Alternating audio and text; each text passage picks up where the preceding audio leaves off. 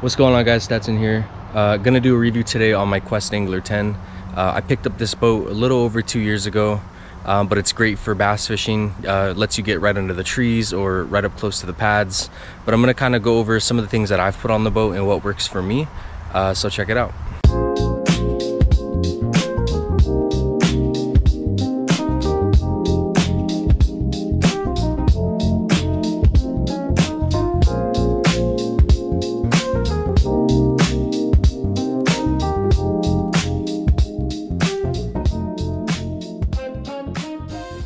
Alright guys, here's my Quest Angler 10. I'm going to go over some of the accessories and add-ons that I've put onto the boat, but just wanted to kind of give you guys a side view and obviously an overview. But here's how the front is looking. As you can see, it's a pretty narrow boat, but thus meaning allowing you to, again, get under those trees, get next to those pads and whatnot. But here's the other side of the boat.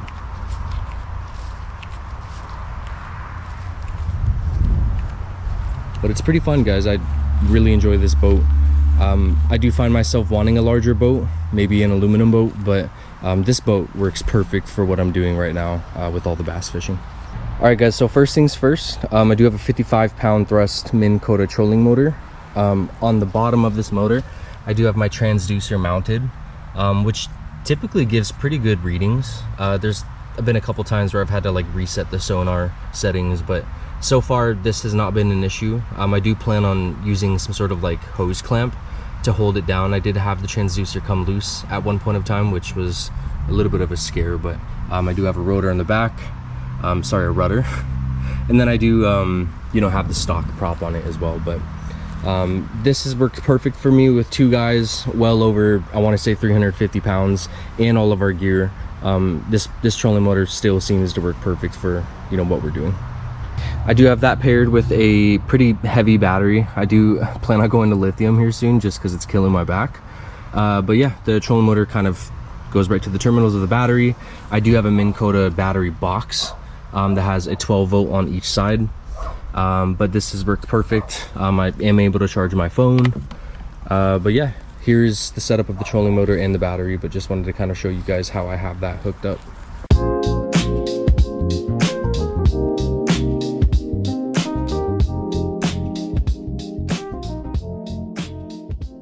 I did grab this guy off Amazon. It's been great. There's a couple of late nights where we stay on the lake if we're not too satisfied with the fishing for the day. But that's been great to kind of, you know, show the boat and, you know, put some light on the water at night when it gets really dark. I do have a paddle mounted to the boat. It's on the left side of the boat with one paddle holder. That's been great, and a secure seat for it to not fly off even during transportation to the lake when it's on the back of the truck. I do have a light in the front as well to kind of light up the boat at night when we're out there again on late nights. There is two pole holders in the front, factory mounted from Quest Angler. And then I have one pole holder here in the back as well mounted. I don't really troll, but it's a great way to kind of get the pole out of the way while I'm fishing. But yeah, guys. Moving on, I do have a Garmin Striker 4 Plus. This gives me good readings for like depth, water temps. It does have quick draw mapping, but this does great for, you know, locating all the fish and kind of looking at the ridge lines and the drop-offs that I'm fishing. I do have this powered up by a little battery from Cabela's that I put. I did just start the ammo can mod, which is pretty simple stuff. I have a hole drilled to run the power cord through the front side, but it's convenient because it keeps the battery and all the power terminals and hookups all in one place, which has been nice. From there, I do have the transducer cord that runs from the depth finder all the way to the transducer mounted at the bottom of the trolling motor. But yeah, this is a pretty simple and clean setup that I have so far. I do have plans on kind of cleaning up the cords a little bit more, just because my OCD with cable management is ridiculous. But yeah, just wanted to kind of show you guys, you know, what I'm using as far as electronics and fish finder. Again, guys, this is the Garmin Striker 4 Plus, and I have that mounted in one of the cup seats on the right hand side of the Quest Angler, which again is powered by the Cabela's battery that I have here in the little ammo can from Harbor Freight. You should check that out.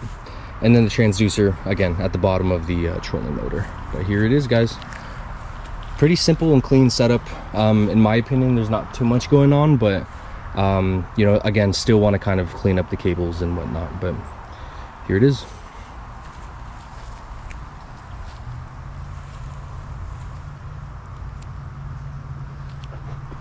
As you can see, I did lay down some workout mats as the flooring, which has been super soft and nice to stand on when you're standing all day casting.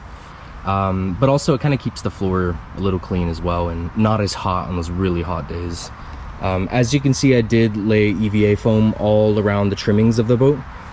Pretty much all of this was just custom fitted and cut with scissors. And then what I did was use the adhesive that it already came with on the bottom, and then I did spray it with like a 3M adhesive spray to make it stick. But I have it here on the back panel, again all along the trimmings of the boat as well. And then I did kind of do a little bit of custom fitting and cutting to put the pole holder on top of that so it sits nice and flush.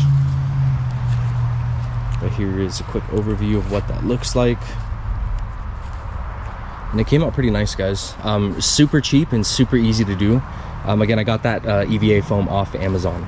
So let me know if you are liking the way it looks or interested in doing that, and I'll send you a link of, you know, what I purchased on Amazon and how I did it.